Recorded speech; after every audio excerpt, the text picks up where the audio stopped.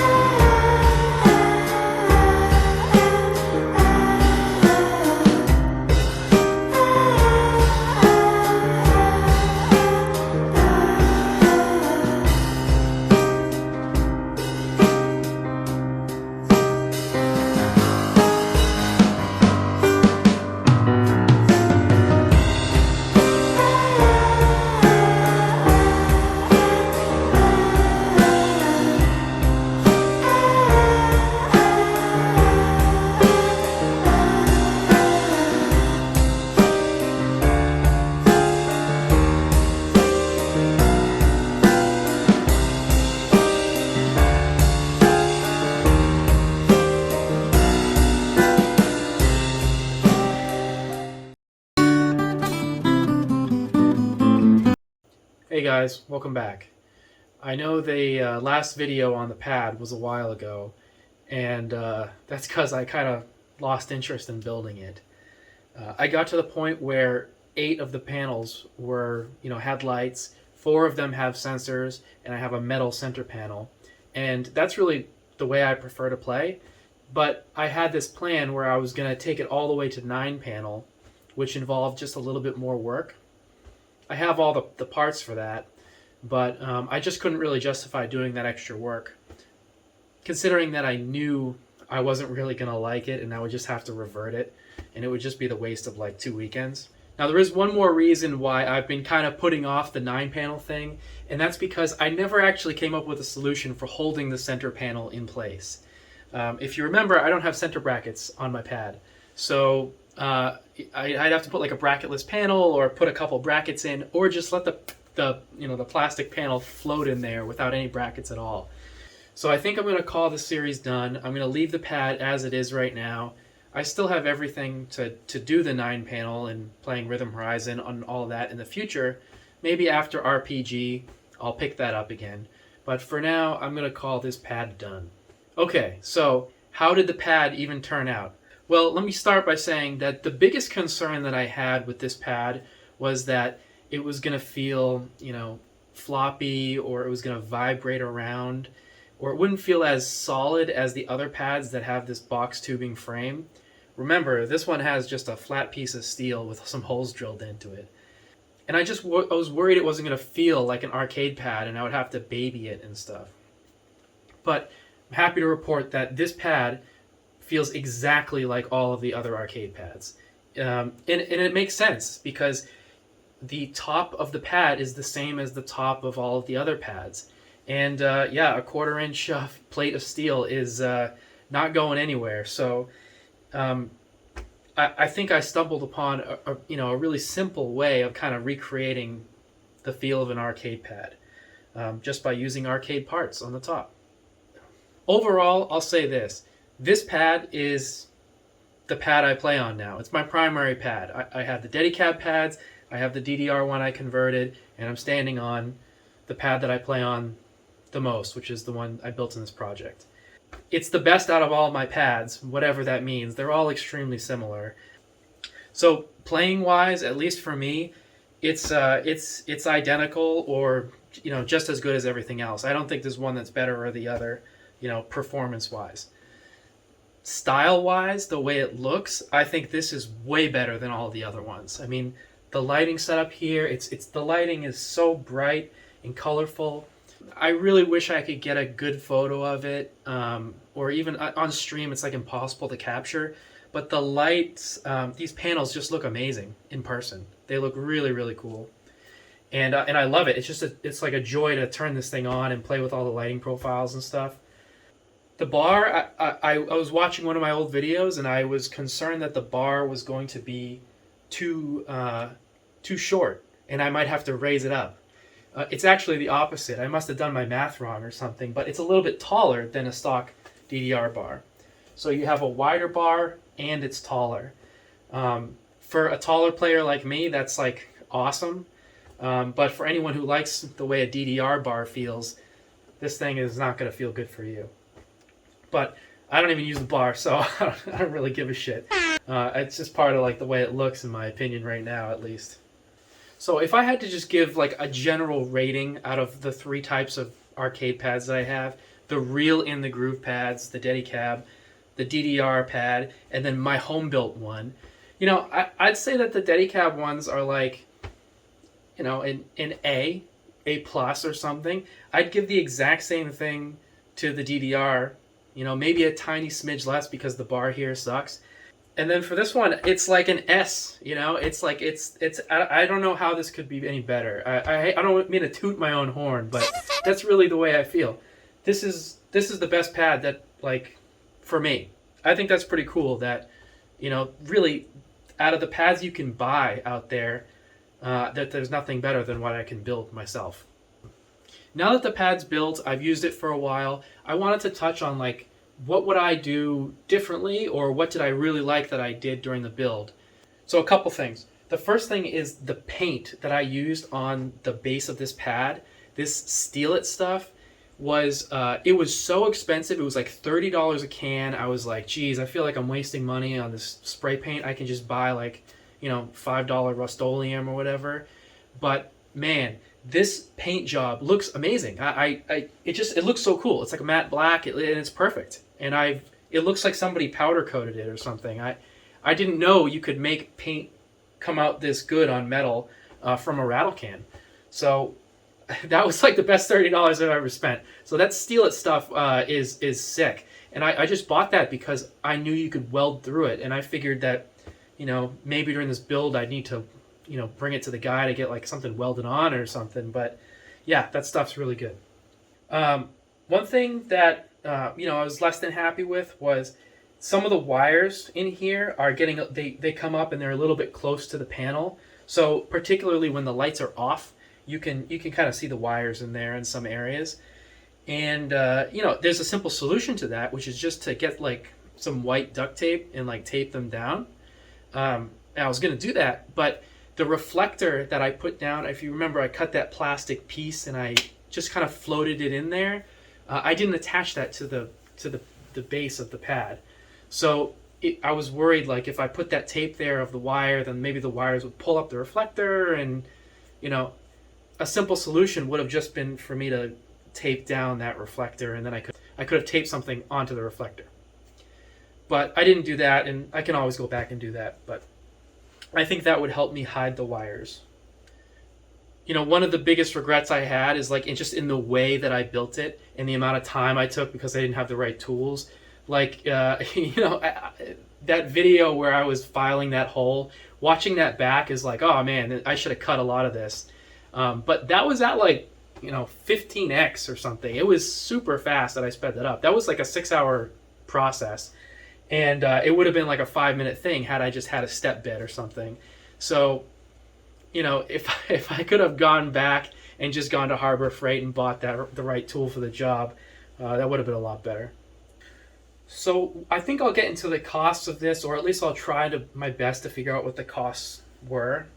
But putting all that aside, and you know, the amount of time it took, and some of the decisions that I made of you know using a metal frame versus wood or whatever, to put all that aside, the whole concept behind this project was taking this part, which is called a switch frame, and putting it on something, anything, and making a pad out of it. Because, you know, what I was thinking was that this is the hard part of the pad. It has all the dimensions, it deals with holding the panel, it has a place for the sensor, it has a way to keep the panel in place with those brackets. It's all in here. And if you just have 9 of these, then you essentially have a pad. That thought is I think validated now. Like this is a totally viable way to build a pad. You don't have to do any crazy measurements.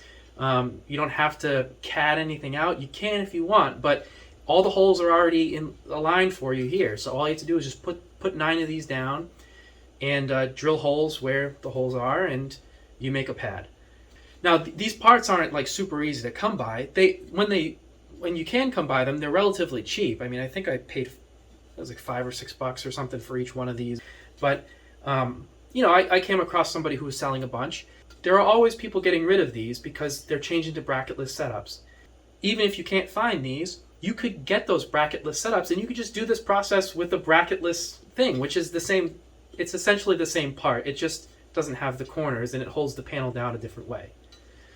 So if you can find out some part that does this job and get either 4 of them or 5 of them or 9 of them, you can make some sort of pad. Figuring out how to do a center panel and all of that is really kind of like up to you. But like you saw in my video, I just used the center panel supports and a center panel off of a real arcade pad. It wasn't too difficult. So that's really what I hope that you take away from this video series, is that there's this method of building a pad. It does work, not the only one, but it feels exactly like an arcade pad when you're done. Now, I don't think I ever showed this, but what I did was I modified Sujit's software in the UI and the firmware on the pad so that I can change the lighting layouts from the UI. So I'll show a little video of this, but I can just open up the UI where I adjust the thresholds, and in there I just added a tab where I have a drop-down list of all my profiles, and I can just select from there. And I can do that on my phone or on the computer. If you're interested in that, it's all part of my branch on my fork of Sujit's code, and you can check that out. So a couple other things while I have your attention. One of the videos in the series that I made was about how to wire up an Arduino or Teensy for FSRs.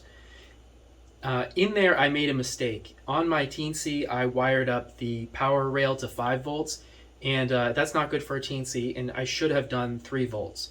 Both of these pads that I'm standing on are still wired up to the 5 volts, and perhaps I just got lucky, or my resistance values make it okay, or maybe it's not that big of a deal, but it's above and beyond what the spec sheet says you should do, and it's a no-brainer. You should be using the 3-volt ones. So just a PSA that use 3 volts instead of 5 volts. Another thing, the latest video that I made on my CRT repair, I swapped out the chassis in the CRT on my Dedicab, and at the end of that I had kind of like a green wash over most of the screen, but not all.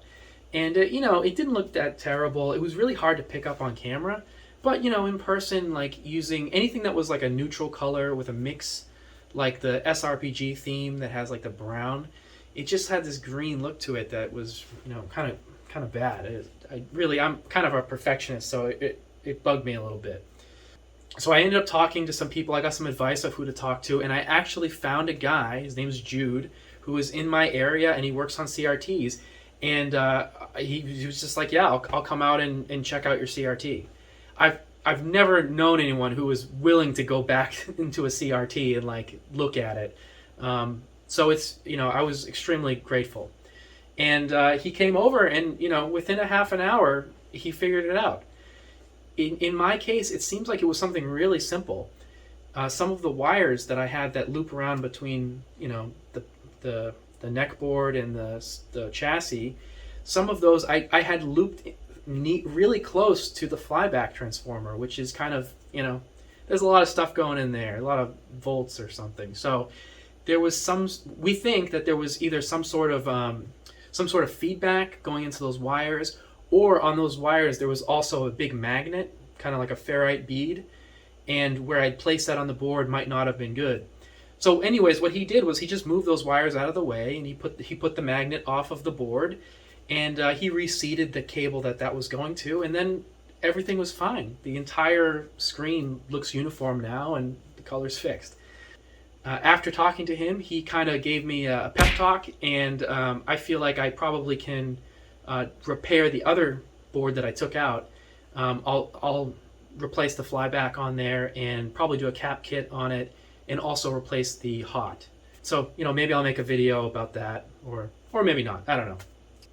One last thing that I wanted to say about my pads and my method of doing FSRs. And again, I don't want to toot my own horn here, but I haven't changed the FSRs in either of these pads.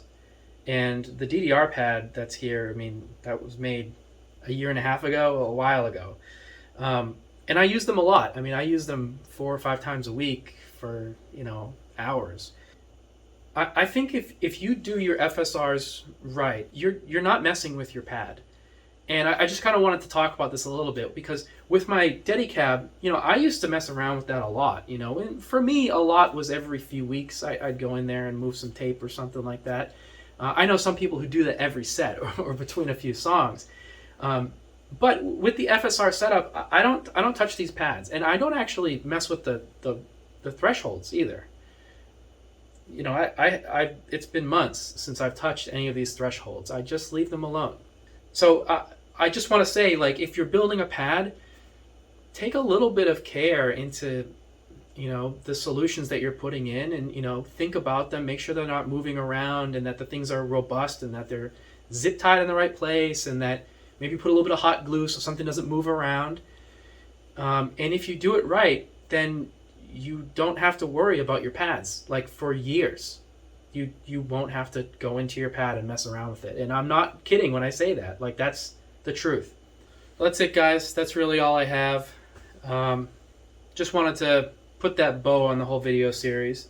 And yeah, thanks to everyone for watching and subscribing and stuff. And hopefully I can come up with something cool to make in the future. See ya. All right, now time to see how much I actually spent to make this thing.